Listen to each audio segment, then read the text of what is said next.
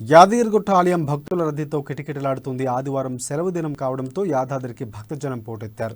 శ్రీ లక్ష్మీ నరసింహస్వామి వారికి మొక్కులు తీర్చుకోవడానికి ఉదయం నుంచే బారులు తీరారు. స్వామివారి ఉచిత దర్శనానికి 4 గంటలు, ప్రత్యేక దర్శనానికి 2 గంటల సమయం పడుతోంది. భక్తులు క్యూలైన్లో వేచి ఉన్నారు. భక్తులకు ఎలాంటి అసౌకర్యాలు కలగకుండా అధికారులు ఏర్పాట్లు చేశారు. స్వామివారి దర్శనం అనంతరం ప్రసాదం కొనుగోలు చేసేందుకు భక్తులు క్యూ కట్టారు. ప్రసాదం కౌంటర్లో కూడా భక్తులు కిక్కిరిసిపోయారు.